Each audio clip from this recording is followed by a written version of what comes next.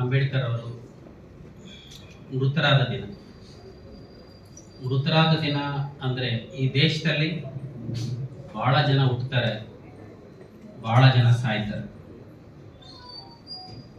ಹುಟ್ಟಿದಂಥವರೆಲ್ಲರೂ ಸಾಧಕರಾಗಲ್ಲ, ವಿಚಾರಗಳನ್ನು ಹೊರಗಾಗಲ್ಲ. ಸತ್ತವರೆಲ್ಲರೂ ಇಂಥ ಪುಣ್ಯ ಸ್ಮರಣೆಗೆ ಭಾಜನರಾಗಲ್ಲ. ಈ ದೇಶ ಕಂಡ ಮಹಾನ್ ಮನುಷ್ಯತ್ವವಾದಿ, ಮನುಷ್ಯರನ್ನ ಮನುಷ್ಯರಾಗಿ ಕಾಣಬೇಕು ಅನ್ನಂತಹ ಒಂದು ದಿಟ್ಟವಾದ ನಿರ್ಧಾರವನ್ನು ತೆಗೆದುಕೊಂಡಂಥ ವ್ಯಕ್ತಿ, ಇಡೀ ವ್ಯವಸ್ಥೆಯನ್ನ ಎದುರಾಕಿಕೊಂಡಂಥ ವ್ಯಕ್ತಿ.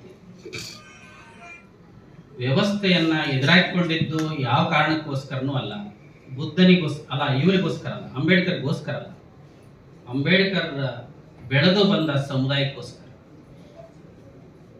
ಶತಮಾನಗಳು ಅಂತಲ್ಲ, ಶತಶತಮಾನಗಳ ಕಾಲದ ಅವಧಿಯಲ್ಲಿ ಇಡೀ ಭಾರತ ದೇಶದ ಇತಿಹಾಸದಲ್ಲಿ ಇತಿಹಾಸ ಹುಟ್ಟಿಕೊಂಡದಿಂದ ಬುದ್ಧನನ್ನ ಬಿಟ್ಟ ನಂತರ, ಕ್ರಿಸ್ತಪೂರ್ವ 5ನೇ ಶತಮಾನದ ಬುದ್ಧನ ಬಿಟ್ಟ ನಂತರದ ಎಲ್ಲ ಆಳ್ವಿಕೆಗಳನ್ನು ಕಂಡಂತಹ, ಓದಿದಂತಹ, ತಿಳ್ಕೊಂಡಂತಹ ಬುದ್ಧಿವಂತ,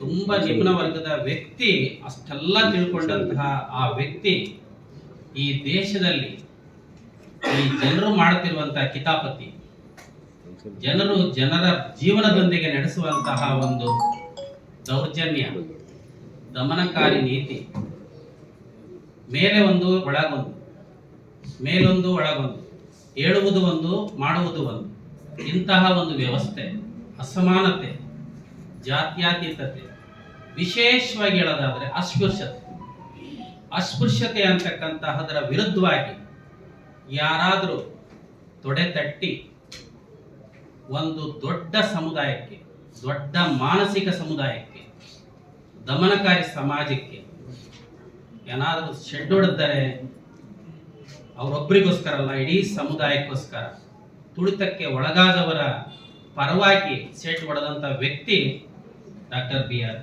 ಅಂಬೇಡ್ಕರ್. ಅದೇ ಒಂದು ಹಿನ್ನೆಲೆಯಲ್ಲಿನೇ ನೊಂದಂಥ ವ್ಯಕ್ತಿಯಾಗಿ, ನೊಂದವರ ಪರವಾಗಿ, ನೊಂದವರ ಜೀವನಕ್ಕಾಗಿ, ನೊಂದವರ ಬದುಕಿಗಾಗಿ ಸಂವಿಧಾನದಲ್ಲಿ ಏನೆಲ್ಲ ಮಾಡಬೇಕು ಅದೆಲ್ಲ ಮಾಡಿ, ಸಂವಿಧಾನದಲ್ಲಿ ಏನೆಲ್ಲ ಮಾಡಬೇಕು ಅದೆಲ್ಲ ಕೊಡಿ. ಆ ಸಂವಿಧಾನದಲ್ಲಿ ಅವರೆಲ್ಲ ನೋವು, ವೇದನೆಗಳು, ದುಃಖ, ದುಮ್ಮಾನಗಳು, ಅವಮಾನಗಳು ಎಲ್ಲದಕ್ಕೂ ಉತ್ತರವನ್ನ ಕೊಟ್ಟರು. ಹಾಗಾಗಿ ನಾವೆಲ್ಲರೂ ಇವತ್ತು ಇಲ್ಲಿ ಕೂತಿದ್ದೀವಿ, ನಾವೆಲ್ಲ ಇಲ್ಲಿ ಕೂತಿದ್ವಿ, ನಾವು ಮಾತಾಡ್ತಾ ಇದ್ದೀವಿ, ಉಸಿರಾಡ್ತಾ ಇದ್ದೀವಿ. ವಿಶೇಷವಾಗಿ ಹೇಳೋದಾದ್ರೆ ಉಸಿರಾಡ್ತಾ ಇದ್ದೀವಿ.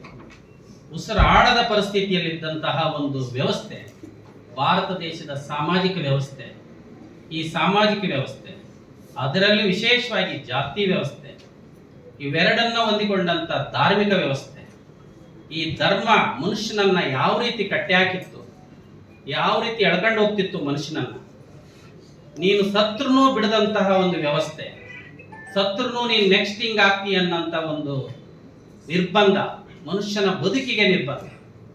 ಆ ನಿರ್ಬಂಧ ಬದುಕಿಗೆ ಅಂದ್ರೆ ಬದುಕು ಎಂಡ್. ಒಬ್ಬ ಮನುಷ್ಯ ಈ ಭೂಮಿ ಮೇಲೆ ಹುಟ್ಟಿದಾನಂದ್ರೆ ಹುಟ್ಟಿದವನು ಎಂಡ್ ಆಗ್ಲೇಬೇಕು.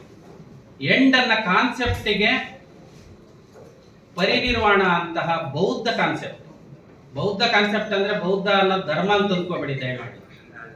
ಬೌದ್ಧ ಅನ್ನೋದು ಬುದ್ಧಿವಂತಿಕೆ, ಎನ್ಲೈಟನ್. ನಾವು ಯಾರು, ನಾವು ಏನ್ ಮಾಡ್ತಾ ಇದ್ದೀವಿ, ನಾವು ಎಲ್ಲಿದ್ದೀವಿ ಅನ್ನೋಂಥದ್ದನ್ನ ಮನವರಿಕೆ ಮಾಡಿಕೊಂಡಂತ ಒಂದು ಕಾನ್ಸೆಪ್ಟ್ ಬುದ್ಧ, ಎನ್ಲೈಟೆಂಡ್ ಅಂತ. ಎನ್ಲೈಟೆಂಡ್ ಅನ್ನೋದಕ್ಕೆ ನಿರ್ವಾಣ ಅಂತೀವಿ ಅಷ್ಟೇ.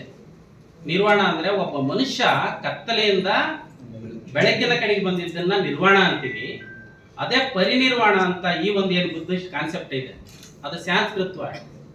ಪರಿನಿರ್ವಾಣ ಅಂದ್ರೆ ಪರಿ ಎಂಡ್ ಅಂತ ಅಷ್ಟೇ.